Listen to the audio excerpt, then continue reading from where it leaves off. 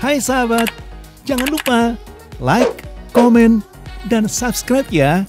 Pencet tombol loncengnya biar kamu jadi makin cakep. Pepatah bilang kesempatan tidak datang dua kali. Manfaatkan peluang karena tidak sering terjadi. Namun, rumus tersebut tidak selalu benar. Di dunia ini, ketidakpastian adalah sebuah keniscayaan, sehingga peluang bisa saja datang berulang-ulang. Sahabat, jika pernah gagal, sakit, dan sedih, bangkit dan berkaryalah. Karena Allah memberi kesempatan kedua sebagai anugerah kepada orang terpilih untuk menjadi berkah.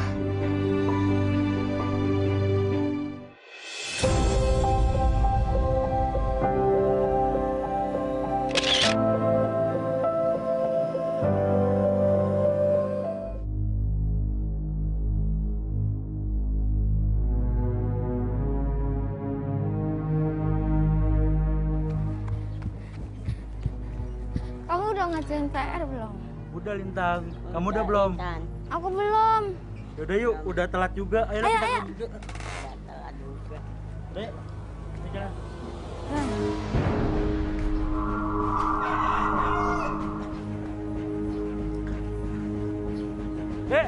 Bukunya ketinggalan.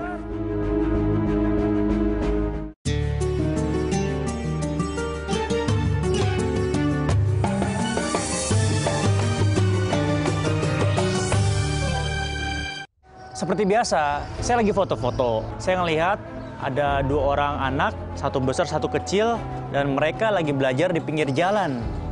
Nah, nggak lama, ada salah seorang temennya, cewek, datang nyamperin nih. Nah, ketika saya lagi asik foto mereka bertiga, tiba-tiba mereka pergi. Kemana ya mereka? Dek, maaf, ini bukunya ketinggalan. Oh, makasih. Iya, sama-sama. Nih, Makasih ya. Iya, sama-sama. Kalian mau kemana? sekolah. Jadi, kalian ini teman sekolah? Iya, Oh, sekolahnya di mana emangnya? merah putih. Merah Putih. Sama Bunda Desi gratis lagi. Gratis? Iya, Serius? serius. Kalau gitu, kalian sekarang mau berangkat sekolah? Heeh. Kalau Kak Chan ikut, kalian mau ketemu sama Bu Desinya boleh nggak? Boleh? Boleh. Boleh. Dah, yuk. Eh,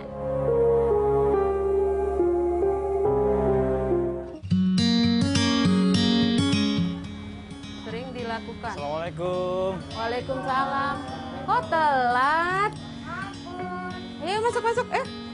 Cepetan. Masuk, belajar. Duduk. Ambil tempatnya masing-masing. Gimana? Munduran. Maaf. Mas siapa ya?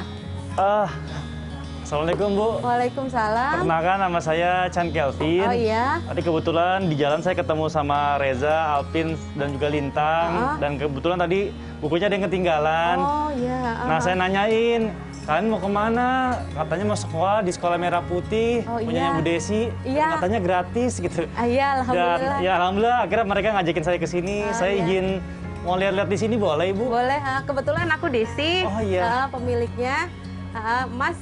Mas Chan Kelvin. Iya. Oh ya, boleh silakan masuk, Mas. Boleh masuk, Ibu? Iya, silakan masuk. Permisi ya. Maaf. Yuk, kita Aduh. kenalan dulu sama Kacan. Kita sapa Kacan. Assalamualaikum, Kacan.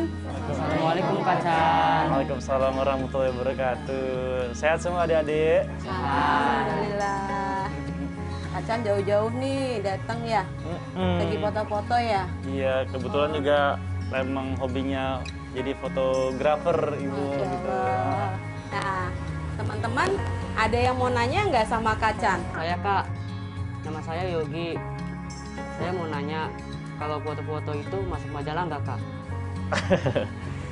Jadi kalau aku foto-foto ini buat kepentingan pribadi aja. Tapi kalau misalkan emang kira-kira fotonya bagus, ini bisa loh masuk majalah, masuk koran, masuk media sosial juga. Iya, Kak, ya. Jadi kalau misalkan orang yang hobinya foto, kemudian mereka menjadi profesional, itu namanya fotografer. Ada lagi yang mau tanya? Nama saya Bilkis. Aku juga mau belajar foto-foto dong kan. Nanti hasilnya dijual untuk bantu mama. Masya Allah. Cita-cita kamu bagus banget. Yang penting sekarang kamu harus belajar dulu yang pinter nih ya. Nanti kalau udah lulus, kamu tuh bisa nanti belajar tentang fotografi. Nah, kalau udah jadi fotografer terkenal, insya Allah kamu punya rezeki, bisa deh ngebantuin mama, ngebantuin papa, ngebantuin keluarga kamu. Ya. Baik teman-teman, tadi kita sudah tahu apa hobinya Kak Chan ya. Nah, semua hobi kalau ditekuni, ya ditekuni, terus kita terus asah, semua akan menghasilkan. Sekarang teman-teman, hobi kalian tolong tulis di buku. Terus bagaimana caranya untuk hobi itu bisa terjadi, bisa dilaksanakan. Nanti kita bacakan satu-satu ya. Bu, ini saya mau nanya-nanya sedikit boleh? Boleh. Ini kan tadi katanya namanya Rumah Belajar Merah Putih, Bu. Tapi kalau saya lihat dari tadi kayaknya nggak ada merah putihnya, Bu. Ini kenapa namanya Merah Putih? Jadi nama Merah Putih itu yang diberikan oleh anak saya kepada sekolah ini karena kami berani mendirikan sekolah di tempat ini. Berani dalam arti apa, Ibu? Berani menentang yang tadinya tidak boleh ada sekolahan di sini. Jadi kami di sini nggak boleh ada sekolahan dan kami berusaha untuk tetap bikin sekolahan. Nah, itu namanya makanya dibilang berani merah. Dalam arti merah, putih itu karena niatan kita suci. Masya Allah. Gitu. Ya. Dan misalkan saya boleh tahu latar belakang didirikannya ini tuh apa, Bu? Apakah mungkin Ibu termotivasi oleh orang-orang yang dari latar belakang pendidikan yang kurang atau seperti apa, Bu? Jadi sebetulnya latar belakang kenapa sih saya mendirikan Merah Putih itu waktu 14 tahun yang lalu saya didiagnosa kena CA kolon stadium 2, kanker usus kolekteral. Jadi dokter bilang hidup saya tinggal 3 bulan lagi waktu itu. Lalu saya pikir 3 bulan lagi apa yang harus saya bisa lakukan, baik untuk diri saya, untuk masyarakat gitu. Dan ternyata Allah kasih jalan, terjadilah sekolahan ini ya tanpa disengaja gitu. Ada yang datang baca buku terbalik, begitu saya datang ke sini dia bilang rumahnya di kolong jembatan, saya datang ke sini ya Masya Allah kayaknya ini harus tugas saya, dan ternyata sama Allah dimudahkan. Akhirnya berdirilah sekolahan ini sudah 14 tahun, Mas.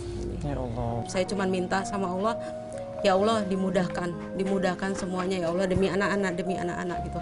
Karena di Merah Putih ini bukan hanya yang dilihat sama Mas gini murid saya, tapi saya punya 300 lebih. Masya Allah. 339 anak yatim kami bikin juga untuk jadi penghafal Quran. Masya Allah. Begitu. Tapi dengan Ibu bergerak sendiri seperti ini, apakah dari suami mensupport juga, Bu? Ya almarhum udah nggak ada, Mas, sudah meninggal. Maaf kalau boleh tahu sakit apa beliau ya, Bu? Nggak sakit. Jadi selihat beliau itu habis sholat ngaji, terus dadanya nyesek, beliau meninggal dalam keadaan sujud. Ya Allah. Seperti itu, dan iya masih seperti mimpi gitu kan. Gitu. Bintang, apa sih yang kamu ingat tentang ayah? Ayah itu penyayang, ayah itu baik, sama bunda juga saya. Kalau kamu habis sholat sering doain ayah nggak? Ini kalau kita lihat, ini teman-teman di sini semua pada haru biru ya, Bu ya, ketika disebutin tentang suami Ibu yang almarhum, tapi sangat luar biasa. Mungkin ini adalah Ibu dan ayah adalah pasangan yang sangat mendukung satu sama lain. Ketika Bapak yang tadi Ibu bilang 80% gajinya untuk mereka semua menjadi amal jariah tersendiri, Bu ya. Amin. Tapi ngomong-ngomong masalah kebaikan ini, Bu, kan Ibu sama Bapak kan sangat luar biasa, Bu, untuk membangun sekolah Merah Putih ini. Pernah ada kejadian-kejadian yang menentang sekolah ini nggak sih, Bu? Sering, Mas. Sering. Apa, Bu, contohnya? Ya anaknya dilarang untuk sekolah di sini. Salah satu wali murid dari mereka gitu? Iya, terus mereka berisik dengan sekolahan kami. Ya banyak lah, Mas, itu. Tapi ya Ibu menanggapinya seperti apa? sudah cuekin aja. Ya, yang penting ibu lillah ya. Lillah Yang penting ta'ala. mereka benar-benar bisa bersekolah dengan layak.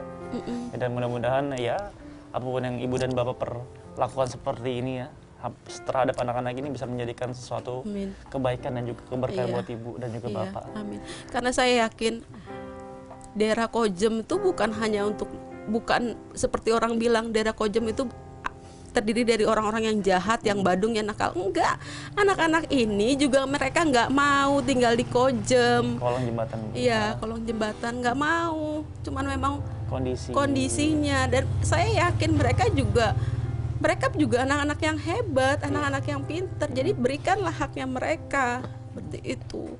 Dan insya Allah mereka akan jadi orang kalau kita didik dengan benar.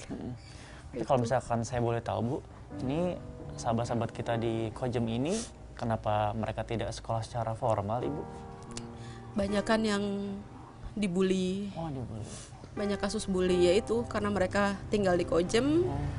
Kan taunya Kojem itu daerah kriminal.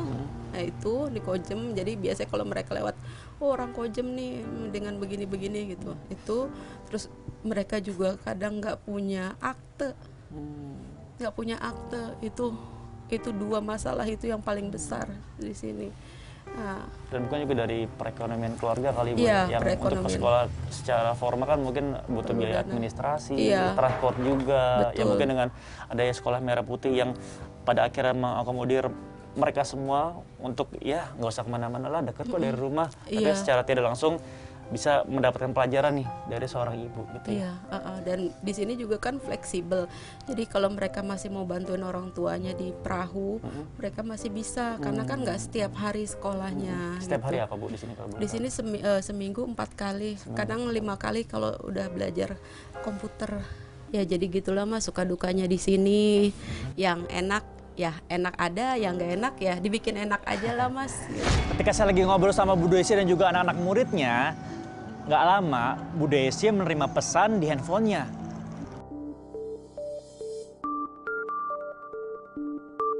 Bentar ya Mas. Iya Bu.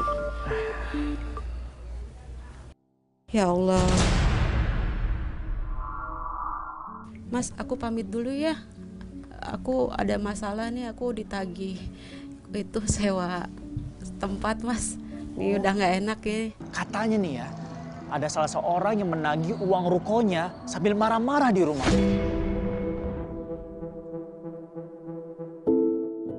Aku pulang dulu ya. Oh, ya udah kalau gitu saya temenin aja, takut ibu kenapa-napa nanti. Bener, nggak apa-apa Mas. Nggak apa-apa, Nggak ada masalah nih. nggak ada masalah insya Bener. Allah. Ya, saya Nggak temenin ya. apa-apa. Iya, teman-teman, puasanya dijaga ya, jangan sampai batal. Nanti kita buka puasanya di kapal ya.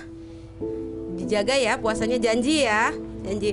Umiana titip anak-anak dulu ya. Aku mau pulang dulu. Pamit ya. Tugasnya dikerjain ya. Ya. Udah ya.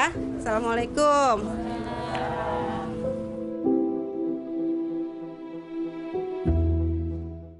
Mbak, saya datang ke sini untuk menagih sewa ruko. Sampai saat sekarang ini belum dibayar. Iya Pak, tapi kata bunda duitnya nunggu kumpul. Kapan mau kumpul? Saya sudah kasih tenggang waktu. Masalah kamu, urusan kamu.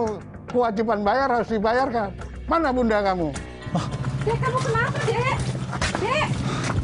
Dek! Oh, ini Bunda Desi ya? Iya Pak. Sini, kumpul dulu. Biar jelas permasalahannya. Iya Pak. Masalah sewa ruko itu sampai sekarang belum bayar. Iya, minta maaf Pak, minta perpanjang waktu, minta tolong Pak sampai akhir minggu ini Pak. Insya Allah ada pesanan banyak Pak. Ya udah, saya kasih waktu 1 minggu lagi. Harus selesaikan. Kamu tahu saya. Iya Pak, makasih ya Pak, makasih Pak. Ya Allah, Mas maafin ya, jadi nggak enak kayak gini jadi suasananya ya. Nggak apa-apa Ibu. Maaf, ya, Sabar ya memang Bu ya. sih, iya.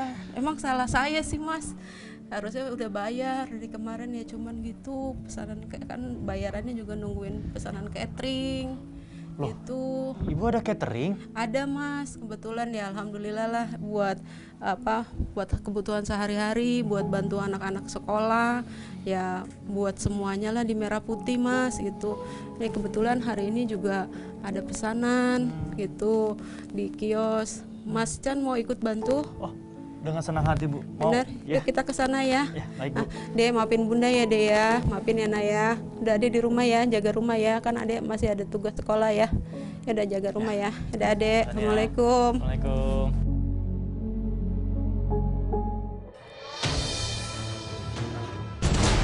Astagfirullahaladzim. Kacan, ini tempatnya. Di sini kita biasa kalau ada pesanan, bikin kuenya di sini. Nah, kalau malam di sini tempat anak-anak yatim jadi penghafal Quran. Oh, mereka ngaji di sini, Iya. ngapalin Quran di sini. Iya. Masya Allah. Jadi kalau pagi bikin kayak gini pesanan-pesanan. Ini Kacan, kita nih sekarang lagi ada hamba Allah yang kasih donatur untuk buat tajil. Masya Allah. Nah, buat tajil kita mau buat tajilnya singkong, kolak singkong. Nah, nanti tajilnya ini kita lebihin buat anak-anak kita buka puasa. Nah, nanti Kak Chan bisa bantu kami untuk bagi-bagi tajil di lingkungan sini. Siap dong Ibu, saya pasti mau.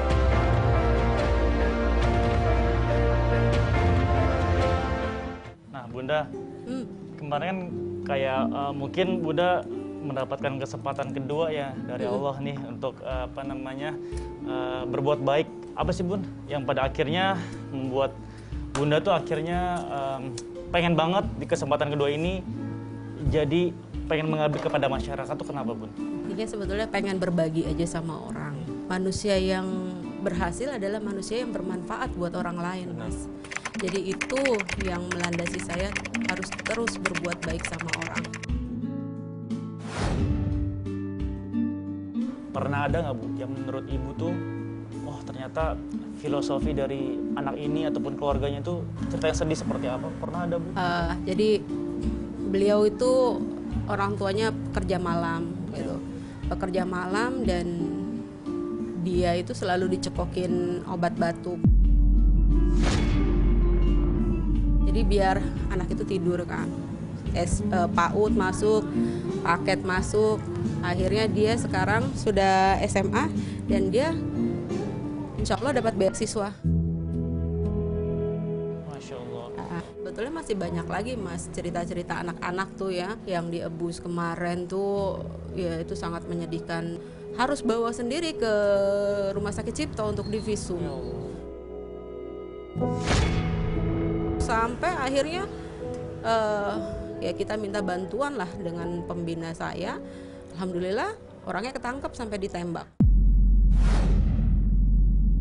kakinya gitu dan 13 tahun penjara kemarin gitu. Nah cuman penjara ini tidak bisa membuat anak ini senang. Jadi dia juga masih ada rasa trauma. Terus juga masyarakat di sana juga membuli dia. Kan juga nggak hanya bully, kadang juga sering dapat pukulan dia dari keluarganya gitu. Nah, dia merasa yang keluarga hakikinya adalah yang di merah putih.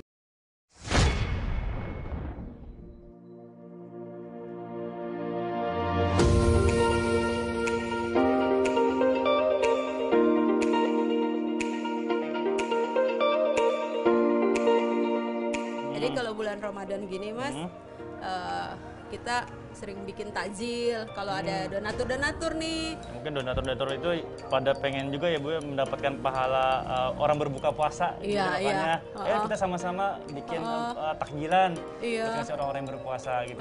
Betul. Apalagi mereka suka banget kalau kadang sering minta request nanti takjilnya dibaginya buat anak-anak di Merah Putih ya, dan mereka suka video callan gitu ngelihat mereka senang banget gitu. Astagfirullahaladzim. Nah, saya kan bantuin Bu Desi nih masukin kolak ke dalam plastik. Tiba-tiba ada yang jatuh. Astagfirullah. Maaf Bu. Iya, nggak apa-apa. Maaf Bu, nggak sengaja. Iya, nggak apa-apa. Nggak apa-apa. Iya, nggak apa-apa. Udah, Mas tutupin ini aja deh. Nih Mas, kayak gini. Ya, nggak apa-apa.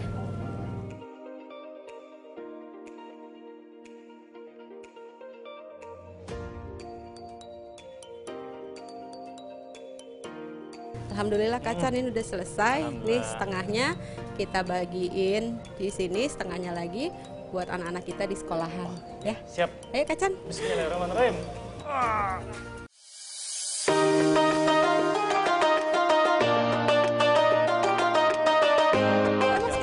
aja sini ya. aja, Bu. Nah, nanti kalau ada yang datang kita kasih.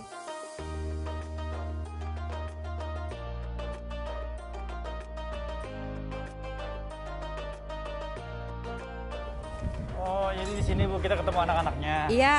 Bunda Desi ngajak saya dan juga anak-anak yang lain untuk buka puasa di atas kapal. Saya pikir kapal but kan, tapi ternyata kapal nelayan. Ini Bu, Iya, di ini. kapal ini. Iya, ini kapal ini. Oh. Ini selain di kapal sini kita suka sini belajarnya, ganti-ganti suasana. Yuk, Oke, Mas ke sini. siap. Ayo, Mas. Yuk. Halo, Assalamualaikum. Bisa. Hehehe. Nih Gi, kita Gi, bawain kolak minggir dong. nih. Tapi nungguin sampai buka dulu ya. Oke, mari sini semua. Ayo, 1, 2, 3. Teman-teman, masih semangat? Teman-teman, sekarang kita baca surat Al-Ikhlas dulu yuk. Bismillahirrahmanirrahim. Qul huwallah Allahus samad, lam yalid wa lam yulad wa lam yakul lahu kufuwan ahad. Amin. Alhamdulillah ya, sebentar lagi kita buka puasa. Assalamualaikum. Waalaikumsalam. Kacan dari tadi ditanya ini sama anak-anak kemana Iya, mau maaf ya. Ini hilang. aku beliin buat tambahan buka Masya puasa. Allah. Terus ini juga ada sedikit lah Ibu. Ini ada Masya papan Allah. tulis, ada meja belajar, Masya ada Allah. buku, ada tas buat teman-teman semua, buat adik-adik biar semangat belajarnya. Bilang Ya. apa? Terima kasih Kak Chan.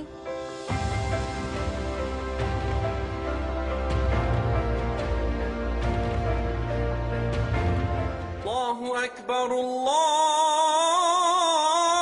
Alhamdulillah udah terdengar suara azannya nih Masya Allah. teman-teman ya. Alhamdulillah. Ayo Yogi, ajak teman-temannya baca doa buka puasa. Hai teman-teman, mari berbaca doa berbuka puasa. Bismillahirrahmanirrahim.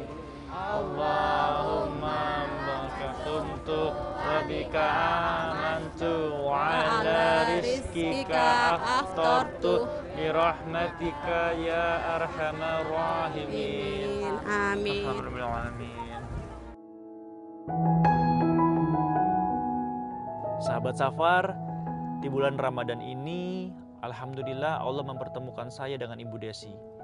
Sosok mulia yang memberi pelajaran kalau rezeki bukanlah selalu materi dan tidak akan miskin seseorang karena berbagi. Kesembuhan dari sakit yang diderita oleh Ibu Desi melahirkan semangat baru untuk mengabdi. Berbagi di kala kaya dan lapang itu adalah hal yang biasa. Namun berbagi di kala sempit barulah luar biasa. Sungguh kesempatan kedua yang menginspirasi. Wassalamualaikum warahmatullahi wabarakatuh.